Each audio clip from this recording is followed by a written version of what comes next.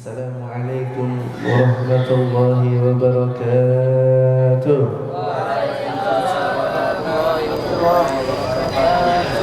Alhamdulillah, alhamdulillahi rabbil alamin.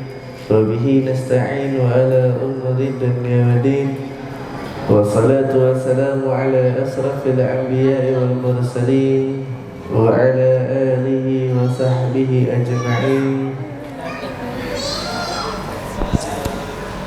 Qala Allah Ta'ala fil Qur'anil Karim, a'udzu billahi minasy syaithanir rajim. Bismillahirrahmanirrahim.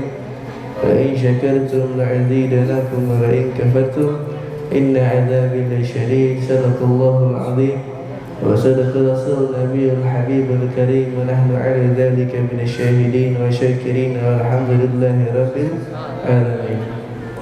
Yang pertama-tama marilah kita panjatkan puji syukur kehadirat Allah Subhanahu wa Ta'ala yang telah memberikan kita beribu macam nikmat iman, Islam serta sehat wal afiat, sehingga kita dapat berkumpul di tempat ini.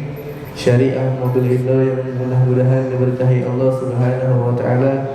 Salawat teriring salam marilah kita curahkan kepada junjungan Nabi besar Muhammad sallallahu alaihi wasallam, daripada keluarga dan sahabatnya dan kita selaku umatnya. Semoga diberikan syafaat di akhir nanti. Amin, amin ya rabbal alamin. Yang terhormat owner kita Bapak Haji Matin, semoga dipanjangkan umurnya, disehatkan badannya, dilancarkan rezekinya, dan dijadikan keluarga yang sakinah mawaddah warahmah. Dan kepala cabang kita Om Ahmad, semoga dilancarkan rezekinya, diberkahkan umurnya, dan diberikan keluarga juga yang sakinah mawaddah warahmah, dan dilancarkan segala urusannya oleh Allah Subhanahu wa Ta'ala. Dan teman-teman semua yang saya banggakan. Baik teman-teman, alhamdulillah kemarin saya baru bertemu ngaji dengan Al-Habib Ali bin Abdullah Al-Haddad. Beliau dari Hautah Yaman, yang mana beliau menjelaskan tentang syarat membaca bismillah, hukum baca bismillah. Di dalam kitab Muqaddimatul Hadrami beliau jelaskan tentang itu, yang mana bismillah ini adalah bacaan yang sakral, yang mungkin kita sudah familiar, kita sudah tahu bacaan bismillah ini yang setiap hari mungkin kita sebutkan di dalam salat, bahkan dalam Al-Quran pun pasti ada.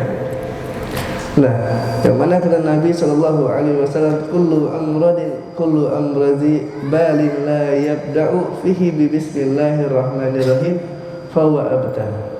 Kata Nabi sallallahu alaihi wasallam, setiap perkara baik yang tidak diawali dengan basmalah, maka perkara itu akan mendapatkan sedikit keberkahan. Yang mana intinya, kalau kita segala sesuatu pekerjaan yang baik tidak diawali dengan membaca bismillah, maka pekerjaan tersebut berkahnya sedikit, keberkahannya sedikit. Maka harus kita baca bismillah setiap perbuatan baik yang kita lakukan, karena nggak rugi ketika kita lagi berbuat sesuatu awalnya baca bismillah. Nah, di sini ada 5 hukum baca bismillah. Yang pertama apa? Wajib. Yang pertama ada wajib. Kenapa wajib? Contohnya apa? Ketika kita membaca suratul Fatihah di dalam sholat, itu wajib. Kenapa wajib? Karena dalam suratul Fatihah dalam sholat itu dia itu wajib, karena termasuk salah satu dari surat Fatihah kalau menurut Imam Syafi'i. Maka kalau kita nggak baca bismillah, kita nggak baca Fatihah di dalam bismillahnya, maka salatnya nggak sah. Salat kita nggak sah. Tapi kan ada yang nggak baca bismillah, tapi kan ada yang baca bismillahnya kecil banget suaranya, itu dibaca walaupun dia sir, nggak zahar, nggak secara kenceng. Nah itu. Yang kedua ada hukumnya sunnah. Menurut pendapat Imam Syamsi Ramli, hukum sunnah membaca bismillah ada dua, yaitu sunnah ainiyah dan sunnah kifayah. Apa sunnah ainiyah? Terjadi seperti membaca bismillah ketika hendak berwudu. Ketika kita hendak wudu membaca bismillah atau mandi besar, itu sunnah, kita dapat pahala dari baca bismillah tersebut. Atau sunnah kifayah terjadi seperti ketika hendak makan berjamaah atau melakukan ibadah suami istri. Nah itu sunnah, kita dapat pahala ketika kita membaca bismillah dalam perbuatan tersebut. Lalu ada lagi yang ketiga, hukumnya yaitu haram. Membaca basmalah terjadi ketika pembacaan dilakukan perbuatan zina. Kita mau zina, baca bismillah dulu. Nah itu haram. Jangan dilakuin, mau zina, mau mabuk dulu nih, bismillahirrahmanirrahim. Nah itu haram. Misalnya mau zina dulu nih di aplikasi hijau nih, wah semoga dapat yang cantik nih. Nah dapat yang cantik, bismillahirrahmanirrahim, langsung dah klik pengguna sekitar. Klik pengguna langsung tuh. Nah mau baca nih, wah cakep, deket jaraknya 1 meter nih. Dia nggak tahu. WhatsApp aplikasi hijau. Bisa ada meter-meteran. Iya, siapa tahu kan ada yang dekat gitu. Baca bismillah.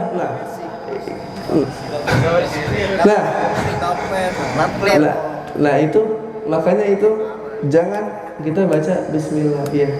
Mau zina baca bismillah. Yang keempat itu hukumnya makruh. Makruh ini adalah boleh tapi dibenci. Suatu yang boleh tapi dibenci. Kalau di sini seperti melihat kemaluan pasangan suami istri. Lihat dong. Makruh. Baca bismillah, baca bismillahirrahmanirrahim, kita lihat. Itu makruh. Makruh. Adapun kalau melihatnya kita enggak dosa, cuman ketika kita baca bismillahnya itu yang makruh. Terus ada lagi hukum mubah, baca bismillah apa ketika kita memindahkan barang yang sifatnya dia nggak ada hukumnya. Mau mindahin kursi, mau mindahin mobil, dorong mobil, baca bismillah dulu. Yang mana kalau mobil kita dorong hukumnya nggak ada pahalanya.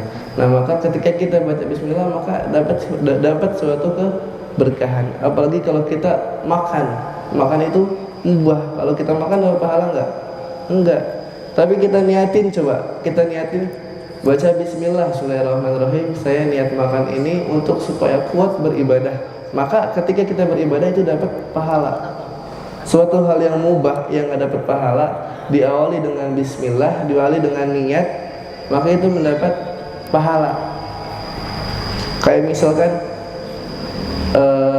kita mau makan juga terus nazar, gimana? Saya nazar supaya ketika saya makan, sholat saya jadi bagus. Nah itu ketika melakukan nazar ini dapat pahala. Nah itu 5 hal yang mungkin jarang kita lakukan, mungkin karena ilmunya juga belum tahu apa hukum-hukumnya baca bismillah. Nah, makanya sekarang kita mulai dari hal-hal yang kecil, diawali dengan bismillah. Karena ada suatu cerita dari Imam Ahmad bin Hanbal, muridnya Imam Syafi'i. Beliau ada sebuah cerita dengan tukang roti. Pada saat beliau setelah mengajar itu, beliau pengen banget ke Irak, ke kota Irak, Basrah. Beliau pengen di situ, padahal nggak ada niat, tapi pengen banget. Akhirnya datanglah ke kota Irak. Datang ke kota Irak. Tiba-tiba di satu masjid, datang di suatu masjid, sholat berjamaah. Ketika sholat karena jauh, musyafir, akhirnya beliau tidur di dalam masjid. Tidur dalam masjid, diusir marbot. Kamu siapa? Saya musafir. Kau boleh tidur di sini, ini masjid. Akhirnya didorong, ditarik, ditaruh ke teras. Dikunci itu masjidnya. Udah dikunci masjidnya, tidur di teras. Tidak tidur di teras, diomelin lagi, kamu ngapain di sini? Saya capek, saya mau syafir dari jauh-jauh. Akhirnya di sini nggak boleh tidur lagi. Akhirnya ditarik lagi, didorong ke luar sampai jatuh. Udah jatuh, ketemu tukang roti, dibawa ke rumahnya. Ya Syekh, ya Tuan, datanglah ke rumah saya. Datang bareng. Di sana si tukang roti sambil buat roti, adonan roti, baca Bismillah, Alhamdulillah, Bismillah, Alhamdulillah. Ketika sudah melakukan Alhamdulillah, baca Bismillah. Nah, kalau nggak ditanya, ini pedagang roti nggak jawab. Ditanya sama Imam Ahmad bin Hanbal, ya Tuan tukang roti, apa yang kamu lakukan? Saya ingin membuat adonan. Saya dengar kamu baca Bismillah, Alhamdulillah. Lalu apa hasil yang kamu dapat selama berjualan roti puluhan tahun? Kata Imam Ahmad bin Hanbal, kata orangnya, ya Tuan, apapun keinginan yang aku inginkan itu semua sudah terpenuhi kecuali satu. Semuanya sudah saya penuhi kecuali satu. Apa? Bertemu dengan Imam Ahmad bin Hanbal. Kaget Imam Ahmad bin Hanbal. Oh anjir, berarti gue jauh-jauh ke Irak diusir sama marbot, didorong-dorong sampai jatuh cuma buat gara-gara ketemu nih orang. Saking amalannya Bismillah, Alhamdulillah, cuman amalan itu semuanya terpenuhi.